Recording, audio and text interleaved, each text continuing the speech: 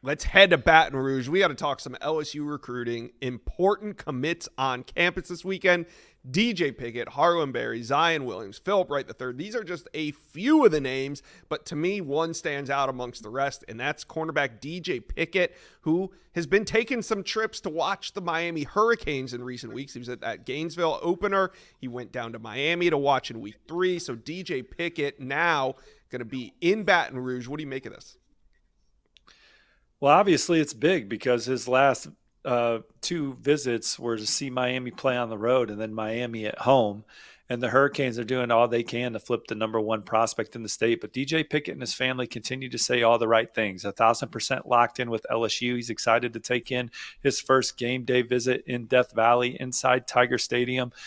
LSU is a program that's led the most of the recruitment for him before he committed to the Tigers. Now, Hayes Fawcett on the Recruit Reaction Show confirmed what we had been reporting, that DJ Pickett, when he locked in his decision date, he was locked in for somewhere else, and LSU rallied to get that back full circle and get him in the fold. But he's excited about his future with the Tigers. He's going to be on campus this weekend. He's looking to get back for games against Alabama and Oklahoma. And one thing we typically know about a Brian Kelly football team, Josh, is that they're going to get better as the year goes on. They didn't have the week one performance that they were looking for again, but bounce back, got a nice road win in a raucous environment against South Carolina.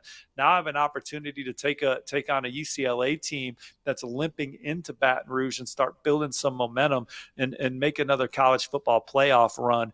But DJ Pickett, he's excited about his future at LSU. Corey Raymond, his track record of development, that rapport that they have together, the other players in the class.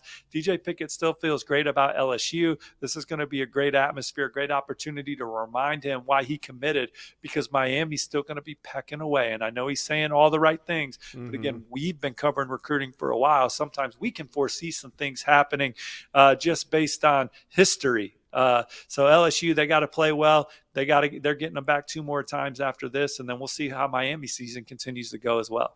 Yeah, and I'm not downplaying this visit. We're going to talk about a flip target. We're going to talk about some really important 2026 guys. We're going to talk some quarterback talk in this segment, but there's no more important visitor this weekend than DJ Pickett. Getting him back in town after what, Miami's been working on. They really needed to get him back on campus. This will be huge. All right, let's talk about a flip target that's visiting. Offensive lineman Mario Nash, you noted in your reporting that this Mississippi State commit has been kept warm by LSU, and this weekend he'll be on campus. What are you hearing on Mario Nash committed to Mississippi State?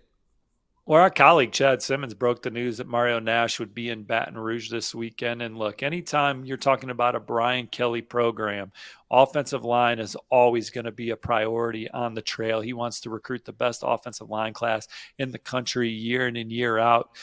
They've done that as much, and Mario Nash is someone that would be a great addition to what's already, again, one of the top offensive line classes in the country. Carius Kern's going to be back this weekend. He's one of the jewels of that group. But Mario Nash loves Brad Davis, loves the physicality that LSU plays with at the point of attack, and we'll see if they make a run here. Yeah, we'll see what happens. Now, a couple 2026 targets on campus. They're brothers, Blaine Bradford and Jacob Bradford. Now, Jacob Bradford is a Houston commitment in the 2025 class. I'm sorry, one's in the 2025 class.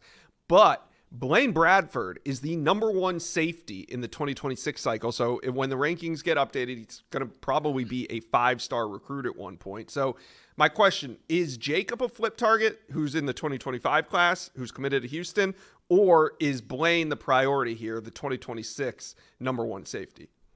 Well, Jacob has felt the love from LSU, talks to several members of the LSU staff regularly. Willie Fritz in Houston, obviously coming from Tulane, they have great ties in the state. They've done a really good job recruiting him, making him feel like a coveted target, top player on their board. And it's up to LSU to show him that, hey, they feel the same about him, and he's going to come in and get an opportunity to be just as competitive at LSU, that the staff's invested in him, and they feel like they have done that recently. So it's going to be interesting to see how that recruitment shapes up with him coming back to LSU this weekend. And then obviously Blaine Bradford, he's got a top 5. LSU's in the thick of that. He'll be back for the Alabama game later in the season. But yeah, it's a family affair. LSU's recruiting both of them. All right, very cool. Now, talented group of young quarterbacks. LSU has just been knocking it out at the quarterback position. And here you go. 2027 number one quarterback Elijah Haven's going to be on campus. Colton Nussmeier, does that name seem familiar? He is the number 3 ranked quarterback in 2027. Also Trent Seaborn, he's from Alabama. No ranking on him yet, but he looks promising. What do you make of this group coming in? Well, Joe Sloan, Brian Kelly, and that coaching staff are looking for a quarterback that can come in and push On3's number 1 ranked player in the 2025 class, Bryce Underwood, the jewel of an LSU Hall that ranks number 3 nationally in 2025. Elijah Haven, Colton Nussmeier, those are guys that have the competitive edge, the talent to come in and be that guy to keep LSU's quarterback tradition going.